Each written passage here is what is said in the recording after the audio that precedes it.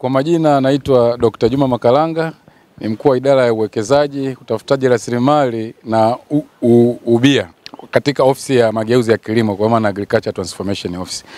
Unajua Agriculture Transformation Office inasimamia na kusaidia utekelezaji wa mpango kabambe wa mageuzi ya kilimo kwa maana ya Agriculture Master Plan 2050. Huu mpango ni nyenzo ya utekelezaji wa dira ya taifa ya maendeleo 2050 katika sekta ya kilimo mazao, kilimo mifugo na kilimo uvuvi. Malengo makubwa ya huu mpango wa mageuzi ya kilimo ni kwamba ikifika 2050 kipato cha mkulima kimoja kiwe zaidi ya dola 1450 kwa msimu. Na hiyo maana kwamba kitakuwa na mchango wa kama 20% wa kufikia dola 7,000 kwa mwaka katika mpango mzima wa dira 2050. Unasema ikifika 2050 Mtanzania awe na uchumi wakati wa juu wa dola kuanzia dola 7,000. Sasa kilimo kitachangia kama 20%. Kwa hiyo tunaona umuhimu wa kuwa na mpango huu. Lakini tumesema katika mpango mkubwa wa dira 2050 tuwe na uchumi wakati wa juu wa dola trilioni 1.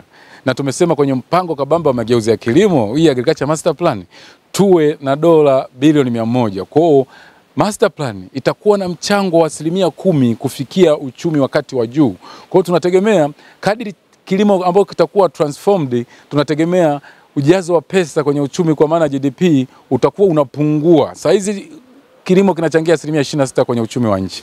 Tunategemea kama kilimo kitaendelea vizuri sana, kitachangia GDP ndogo sana, kwa sababu GDP nyingi itakuwa inahama kutoka kwenye kilimo inaenda kwenye value addition, kwa maana uchakataji inaingia kwenye viwanda. Kwa hiyo kilimo kikiendelea sana ndio viwanda vitaendelea. Kwa hiyo mchango wake kwenye uchumi utakuwa unaendelea kupungua wakati mchango wa viwanda kwenye uchumi utakuwa unaongezeka. Kwa hiyo tumesema tunataka nchi ya uchumi wakati ya viwanda. Tupate ajira bora, ni lazima kilimo kiinuke ili viwanda viinuke. Kwa hiyo watu wengi watoke kwenye kilimo cha shambani waende kwenye kilimo, waende kwenye shughuli za uzalishaji na shughuli za viwandani. Kwa hiyo mpango ni maalum sana kuondoa umaskini wa nchi, kwa sababu kwenye dira 2050 kuna sekta ambazo ni za vipaumbele ziko kama 9. Sekta namba 1 ni sekta ya kilimo. Kwa hiyo ndio maana umuhimu wa kuwa na mpango kabamba mageuzi ya kilimo ili kufikia nchi ya uchumi wakati wa juu kama dira 2050 inavyotutaka. Attend seminar, tujifunze washa na vitu gani. Alafu twende wapi? Twende field tukafanye kazi na kazi ambazo zinaonekana, kitu ambacho ni tangible. Ukienda pale Bugwema unakuta ile shamba langu lote ni shamba la umwagiliaji na linafanya kazi mwaka mzima, tunabadilisha aina ya mazao tu, si ndio? Na aina ya mbolea na vitu vinginevyo.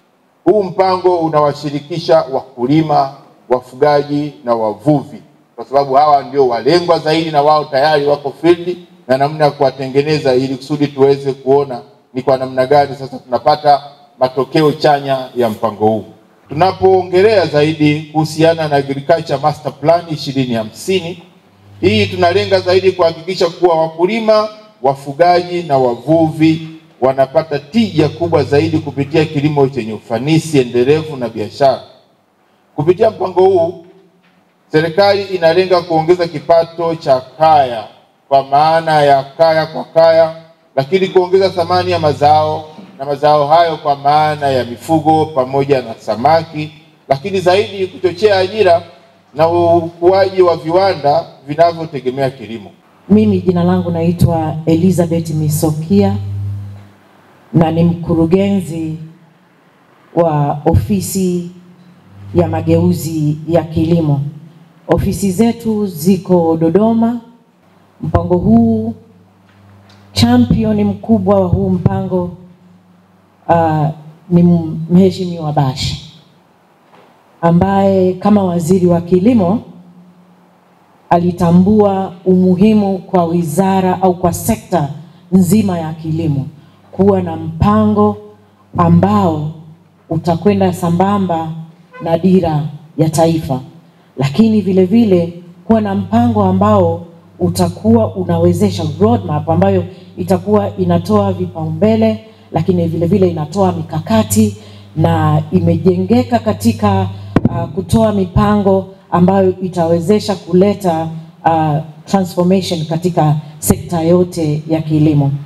Na ninapokuwa nasema sekta ya kilimo ni mazao, mifugo na uvuvi. Tunatambua na wakati wa kutengeneza hii master plan kwamba Tanzania tuna mipango na mikakati mingi, na katika utengenezaji wa mpango huu ambao tunauita mpango wa mageuzi au mpango kabambe wa mageuzi ya kilimo, sekta ya kilimo, uliweza kuangalia mikakati hii yote ambayo iko katika sekta nzima ya kilimo, na lengo ilikuwa ni kuweza kuleta jumuisho ya hii mikakati ili tupate mpango ambao utatuongoza sasa kuleta mageuzi katika kilimo kama dira. Mpango huu hauwezi kutekelezeka kwa wizara mbili peke yake, kwa sababu uwekezaji unatakiwa uwekwe katika sehemu zote ambazo zinasaidia au zinachangia katika kilimo. Mwenzangu atafanya wasilisho ambalo litaelezea mpango huu ukoje na umejaa kitu gani.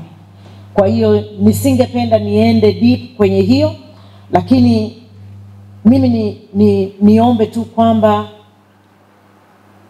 mtuvumilie tutakapokuwa tunafanya hii presentation.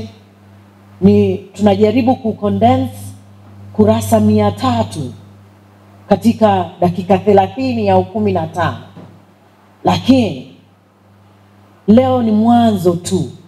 Tutaendelea kuja, tuna mipango mingi sana, na mipango hii itafanikiwa kama tu sisi kama watekelezaji tutaweza kweli kubadilika. Transformation haiwezi kwenda kwenye kilimo kama sisi wenyewe hatutakuwa transformed. We have to transform ourselves first kabla hatujaweza kutransform kilimo, ambayo nia yetu kubwa ni kubadilisha maisha ya mkulima wa chini ili aweze kufika kuwa mkulima wa kati na mkulima wa juu, ili aweze kuchangia pato la kilimo zaidi inavyochangia sasa hivi, lakini muhimu zaidi aweze kuchangia katika kubadilisha maisha ya familia yake kama mkulima na maisha yake yeye mwenyewe pamoja na maisha ya pale anapoishi. Majina yangu naitwa Elisa Masawe, ninatoka Wizara ya Mifugo na Uvuvi, upande wa ukuzaji viumbe kwenye maji. Ninamwakilisha mkurugenzi wa ukuzaji viumbe maji Tanzania. Pia ni msimamizi wa kituo cha ukuzaji viumbe maji pale Chato, ambayo ni kituo kipya ambacho tunategemea kuanza uzalishaji hivi karibuni wa vifaranga vya samaki. Lakini pia ni mratibu wa shughuli za ukuzaji viumbe maji kwenye ukanda huu wa kanda ya Ziwa. Nianze tu kutoa shukrani kwa wawezeshaji wetu wa mafunzo haya kwa upande wa wizara, lakini pia kwa upande wa TAMISEMI. Napenda tu kusema kwamba Wizara ya Mifugo na Uvuvi ni moja kati ya wanufaika wa mapinduzi ya kilimo, lakini pia ni mdau muhimu katika kuendeleza mapinduzi ya kilimo ambayo yatakwenda kufanyika, ambayo yanajumuisha pia sekta ya mifugo, lakini pia yanajumuisha sekta ya uvuvi kwa sababu ni cross cutting. Kwa hiyo kwa upande wa wizara tuko hapa kwa ajili pia kujifunza namna ya kwenda kufanya implementation ya mageuzi haya kwa upande wa mifugo, lakini pia kwa upande wa uvuvi. Kama tunavyoona hata kwenye mafunzo haya, wengi waliohudhuria pia ni maafisa uvuvi, kwa sababu sehemu hii ya kanda ya Ziwa mifugo, uvuvi na kilimo vyote vinaenda kwa pamoja.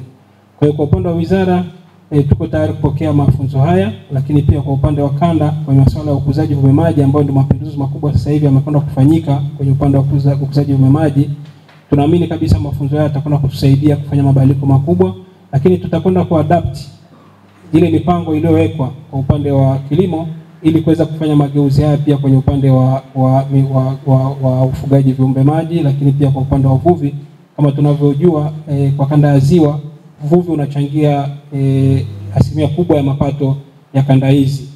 Kwa hiyo tunaamini kabisa mafunzo haya na kupitia watendaji hao walioko mahali hapa watakwenda kusaidia sana katika kufanya implementation ya haya mageuzi, kwa sababu ndio walioko karibu kabisa na wale watumiaji wa chini kabisa ambao ni wakulima wenyewe, wafugaji na wavuvi moja kwa moja. Kwa hiyo tunapenda kushukuru, na wizara pia tuko pamoja, ikiwemo idara katika kushirikiana na mafunzo haya na mabadiliko haya, ili kwenda kufanya mageuzi yatakayokwenda kuleta tija kwa wananchi moja kwa moja, ambao ndio lengo la serikali, kwenda kuwezesha watu moja kwa moja kufanya mapinduzi ya uchumi. Moregas English Medium School ni shule ya awali na msingi iliyoko Sirari, wilayani Tarime, mkoa wa Mara, nchini Tanzania. Ni shule ya kutwa na bweni yenye mazingira wezeshi na rafiki kwa mwanao. Shule yetu inaendelea kufanya vizuri sana. Rejea matokeo ya darasa la 7 mwaka 2024. Watoto wote 61 wamepata ufaulu wa daraja A. Wanafunzi 14 wamechaguliwa kujiunga na shule za bweni, ikiwemo shule ya Tabora Girls, Mzumbe, Mara Girls, Pugu, Shinyanga Girls, Dr. Badrida Buriani na Tumaini. Ndiyo, karibu sasa, mlete mwanao apate elimu bora. Kwa mawasiliano, piga simu namba 0765 65 67 05 au 0628 94 34 24 au 0745 49 41 02. Wote mnakaribishwa.